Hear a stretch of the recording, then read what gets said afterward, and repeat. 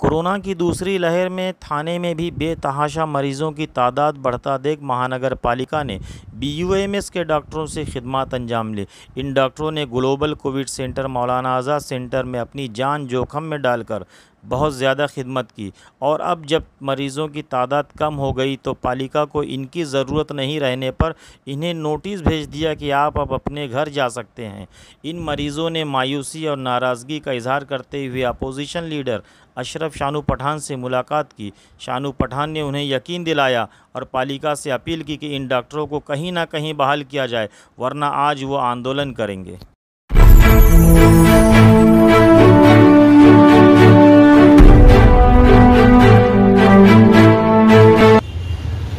महापालिका की एक दोहरी नीति आज फिर एक बार सामने आ गई। कामा पुरता मामा कहावत है ना, काम निकला तो पहचानते नहीं, कौन हो तुम हमें जानते नहीं।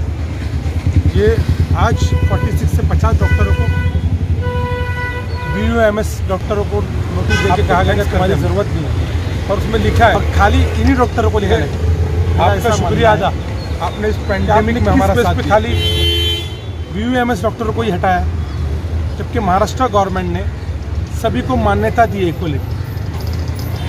पहली बात तो ये कि BUMS और BHMS के थाने महानगर पालिका के जितने भी डॉक्टर हैं जिन्होंने इस कोविड महामारी में थानेकर की सेवा की, जिनकी जान बचाई, उन सभी को महापालिका परमानेंट करना चाहिए। और नई आज हमारे पास मुमरा प्रभाग समिति के अंदर नए हॉस्पिटल शुरू होने वाले, शील्ड का आरोग्य केंद्र तैयार होकर बंद पड़ा है। इन सभी जगहों पर अपॉइंट करो उनको। थाना की कई जगहों पे डॉक्टरों की सेवा की ज़रूरत है, इनको अपॉइंट करो। और ऐसे में अगर तीसरी लाट आ गई तो उसकी जिम्मेदारी कौन लेगा? क्या महापालिका लेगी?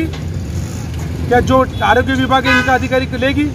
मतलब एक तरफ आप इनको जब ज़रूरत थी, जब कोई नहीं था, तब इनको आपने इस्तेमाल किया, और आज जब वक्त निकल गया तो आप खाली इन्हीं डॉक्टरों को BUMS को ही बोल रहे कि जाओ।